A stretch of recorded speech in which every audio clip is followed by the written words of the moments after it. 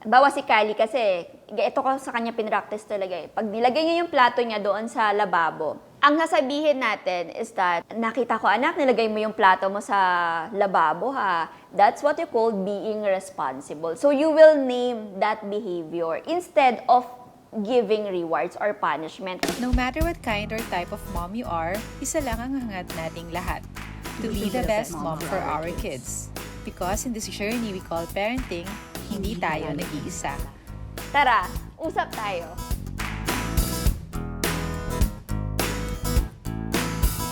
Hi! This is Mommy Julie and this is Usapang Nanay. Simula nung nabasa ko yung The Montessori Toddler by Simone Davis, doon ko na-realize na rewards and punishment are all extrinsic motivators. Ibig sabihin, etong mga rewards na to, mga punishment na to, na ma-motivate mo yung anak mo by just doing that. Ang sa Montessori kasi, they are more on developing the intrinsic motivators, inner desire ng bata to do something. Halimbawa, paghuhugas ng plato. Sa Montessori Toddler, sinasabi nila yung mismong behavior ng ginawa ng bata. Bawa si Kali kasi, ito ko sa kanya pinractice talaga eh. Pag nilagay niya yung plato niya doon sa lababo, ang sasabihin natin is that, nakita ko yung ginawa mo anak. Pero hindi sasabihin na, or you will have a candy. Hindi ganon. Parang it's more on, nakita ko anak, nilagay mo yung plato mo sa lababo ha.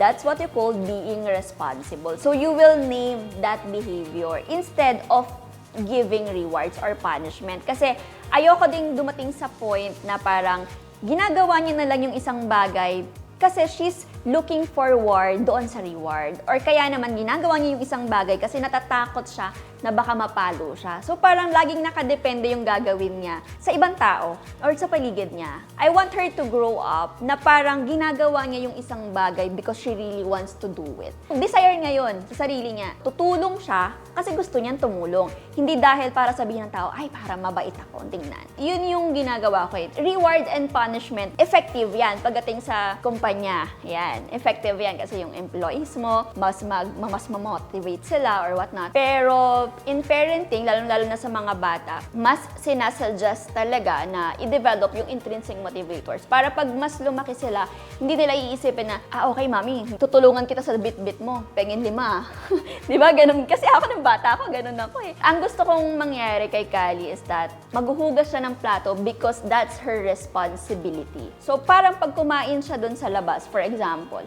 ililigpit niya yung pinagkainan niya kasi kalat niya yun. So ililigpit niya yun. Yung ganon, so hindi para pag may nagpicture sa akin, sabihin mabait ako. So hindi ganon yung magiging mindset niya. Ginagawa niya yung isang bagay just because she really wants to do it. Pagdating naman, for example, nagpakita yung bata ng bad behavior, instead of giving her punishment, as parents kasi we also need to be aware doon sa development ng bata. So yung mga behavior na ipinapakita nila, hindi siya intentional most of the time. Meron siyang mas malalim na pinaghuhugutan. Naalala ko before, nung si Kali was like 15 months, doon siya nag-start na mamalo. Namamalo siya, pinsan niya, ako, pinapalo niya, daddy niya, pinapalo niya, talagang sa mukha, malutong na malutong eh. Nung time na yon, wala akong idea, paano ko ito aanuhin? Ang nakagisnan ko, pag namalo yung bata, napapaluin mo din sila, kailangan nilang masaktan para matuwid yung behavior na yun. So, tinry ko siya. Sabi ko, paluin ko din yung kamay. Bad yan wag kang mamamalo. Pero ang ironic, di ba? Pinipigilan mo yung anak mong mamalo, pero pinapalo mo siya. Very ironic. So, nag-research ako, paano ko nga ba ma-address yung behavior? And then, ang nabasa ko is that you need to redirect the child. Kailangan ituro mo sa kanya kung ano yung dapat niyang gawin kaysa sa mga bagay na hindi niya dapat gawin. You need to be very specific sa instructions na ibibigay mo sa anak mo. For example, namalo siya. Instead of saying, wag mong gagawin niya na bad yan, o kaya papaluin mo din siya. So, ang ginagawa ko na, sinasabi ko sa kanya, if you want to touch mommy, you need to touch me gently, like this. So, every time, ganun ko siya nire-redirect. So, kapag nagpapakita si Kali ng mga bad behavior, imbis na parusahan ko siya, which is malayo malayo yung magiging learnings niya, parang anong connect, natapon ko yung tubig, ba't kailangan ko mag-face the wall? I teach her the appropriate consequence of every actions na magagawa niya. So, halimbawa, natapon niya yung tubig, naglalaro siya, natapon niya yung tubig. Instead of giving her punishment na parang, umupo ka rito, ganyan, baka balusin mo, which is, diba, baka mag-cause pa ng trauma or ng takot sa bata. Tinuturuan ko siya, natapon mo yung tubig, anong gagawin mo? Pupunasan mo, liligpitin mo, kasi that's your mess eh. So, sa ganitong paraan, no, sa pagbibigay natin ng appropriate consequence na sa ating mga anak, they will also learn na kapag yung actions nila, may kaakibat na consequence to. Controlled dapat nila yung mga bagay-bagay. Responsible dapat sila sa mga gagawin nila, mga sasabihin nila. Kasi nga may kaakibat siyang consequences. So yun yung tinuturo ko sa kanya para maging responsable din siya sa mga gagawin niya. Mas magiging matalino siyang mag-isip na kapag hindi ako nag-iingat dito, mahuhulog ako. Ganyan yung iisipin niya. So mas yun yung pinapractice ko instead of just punishment. So, isa sa mga challenging na na-experience ko no, in parenting Kali, yung pagpapakain. Nangarag, na-stress, bumigay yung pasensya, sumigaw, yung ganon, umiyak sa kwarto. Siyempre, di ba bilang nanay, pag nakikita mo hindi kumakain yung anak mo, parang, ano na anak, baka magkasakit ka, yung parang ganon, yung parang matataranta ka talaga eh, di ba? Kasi gusto natin yung inahain natin sa ating mga anak, maubos niya. Parang yun yung basihan, for me ha, yun yung basihan ko na parang, okay, busog yung anak ko. Okay, magiging malakas siya kasi naubos niya yung binigay ko sa kanya. So, yun yung, yung paniniwala ko before.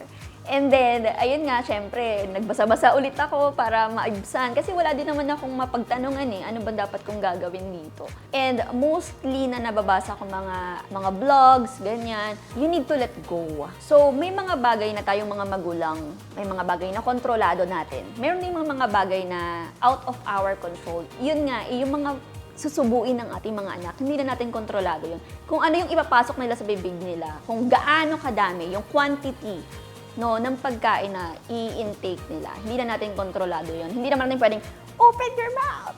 Hindi naman pwedeng ganun, di ba? Napaka-harsh naman nun. So, that's the time I've realized na I need to let go. So, ang ginagawa ko na lang, my job is to prepare food.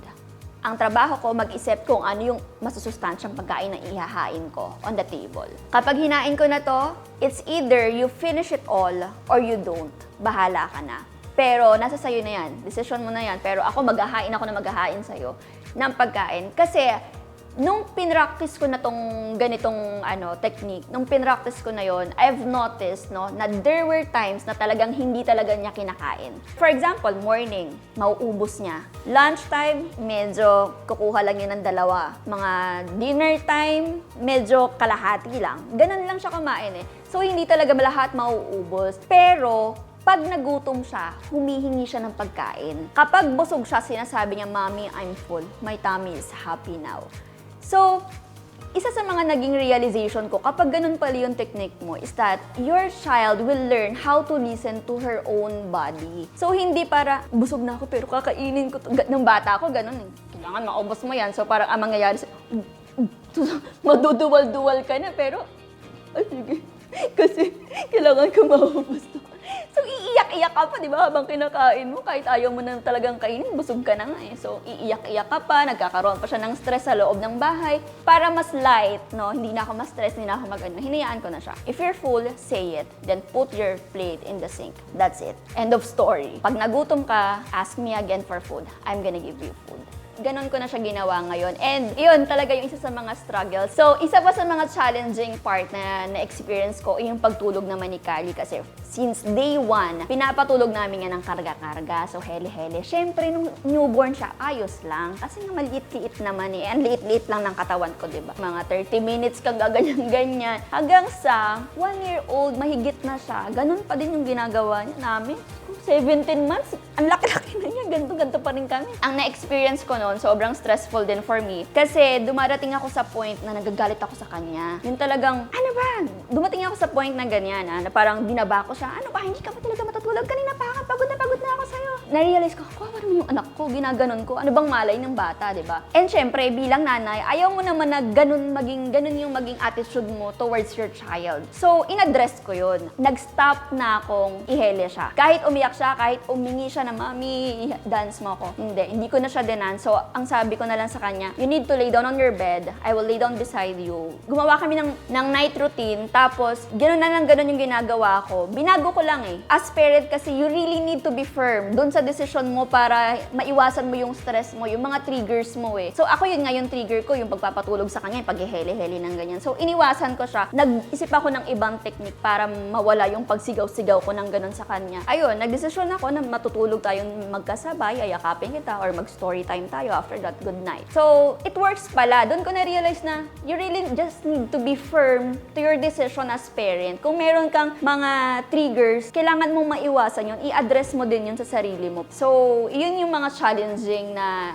overcome ko din along the way. Si Kylie, ni-start ko talaga siyang i-discipline when she was 15 months nga ata yun, 17 months. Kasi yun nga yung nag-start siyang mamalo. So, nung time na yun, hindi ko nga alam kung paano ko i-address. Yun yung times na sinisit in the corner ko siya, tapos kakausapin ko talaga siya. Imagine 15 months, 17 months, inuupo ko talaga siya ng ganyan kapag namalo siya. Bawa, basta sa gilid talaga. Tapos pagkasabihan ko siya, it's not right to hit your cousin, blah, blah, blah. Tapos, etong mga kapatid ko, parang nawiwirduhan sila sa akin na parang, 17 months, ganyan mo kausapin, ano ka ba? Bata pa yan, ganyan, ganyan. Nung nakita na nila si Kylie, kung paano si Kylie ngayon, sabi nila, ganun pala yun. Dapat pala, you really need to start early. So, yun din yung isa sa mga sinabi ko sa kanila. So, yung sa negative comment, I've also experienced doon yung may nag-comment sa akin sa TikTok. Kasi sa TikTok, hindi mo talaga yung may iwasan. May mga kung sino-sino na lang talaga magko-comment sa'yo. Public na yung content mo eh. So, alam mo yun, sasabihin na lang nila kung anong gusto nilang sabihin. Yung iba, hindi na lang nag-iisip, nagka-type na lang, nakapikit. Ganyan.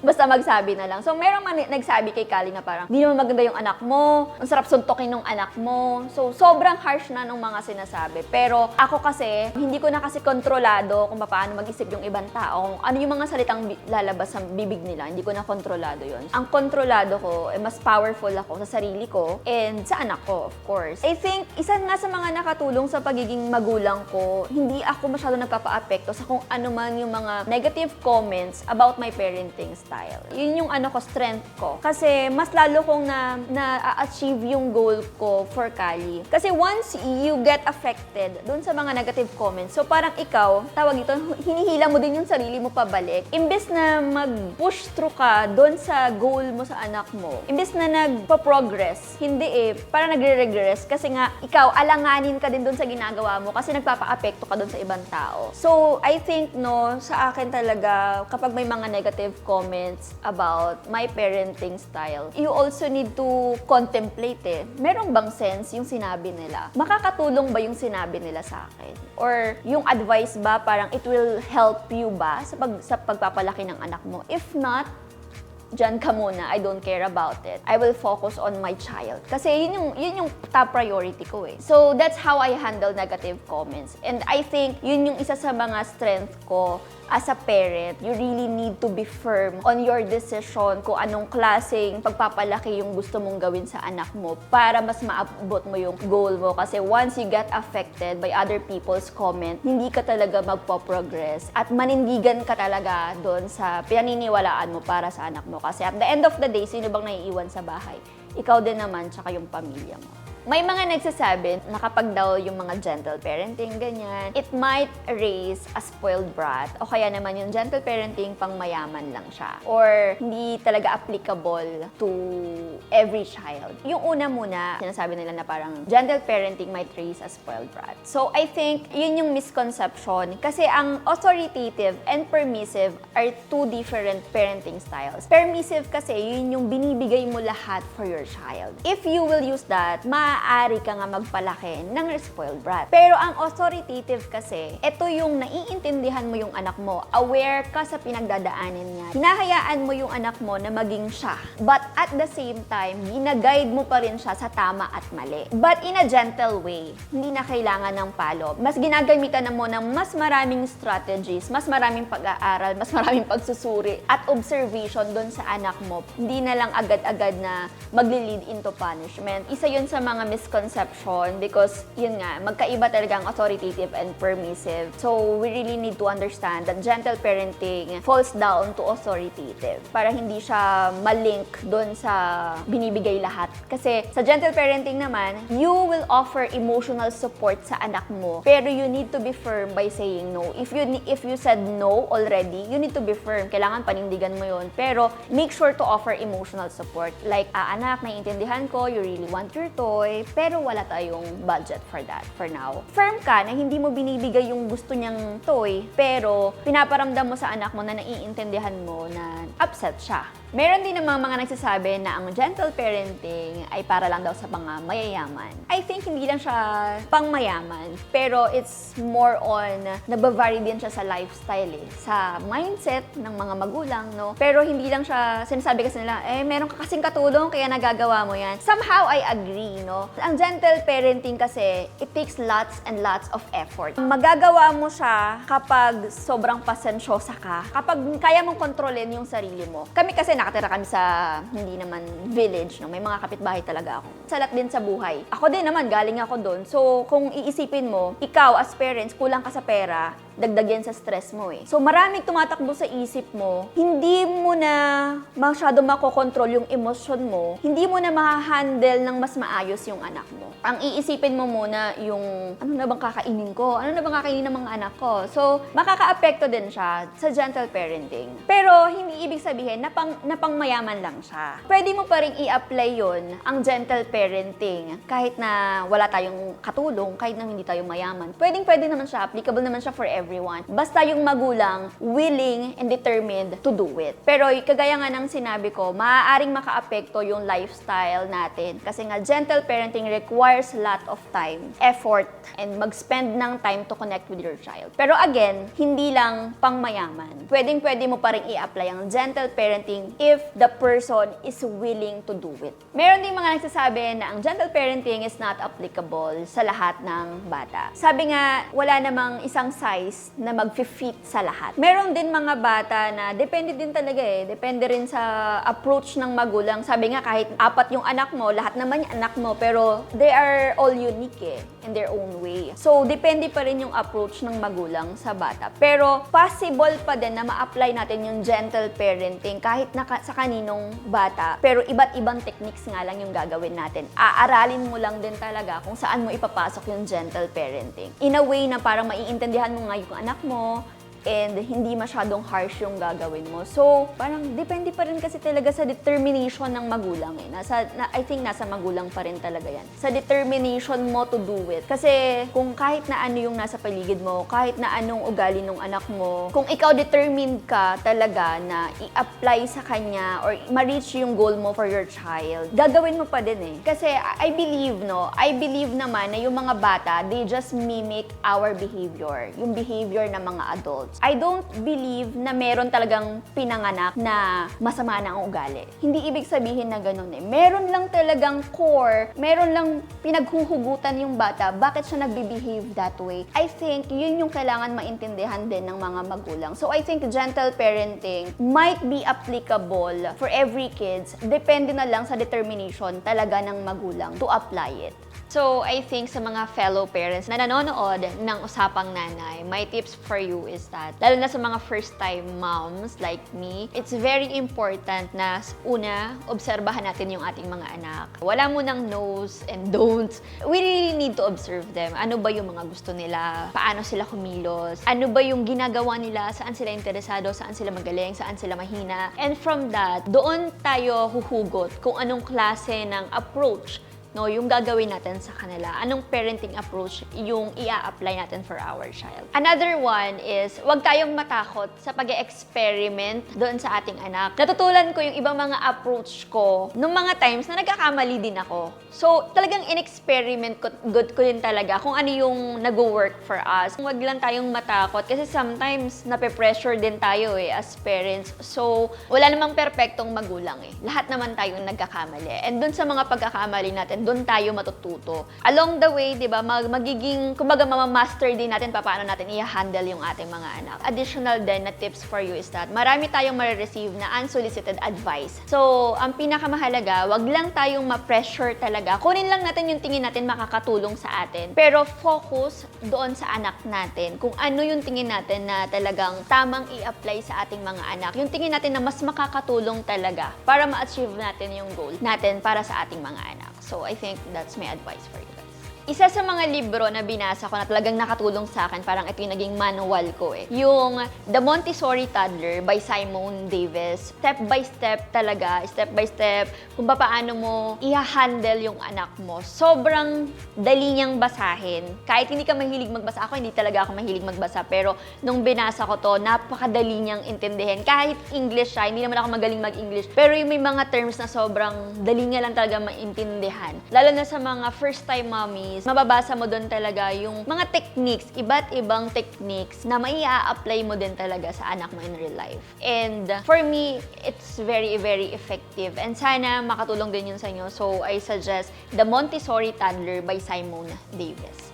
Doon sa mga magulang na nagko-consider to try gentle parenting, so ang ma-a-advise ko lang sa inyo, sure ka na ba? Sure ka na ba? Kasi it sounds like very easy thing to do, pero it requires a lot of effort and time.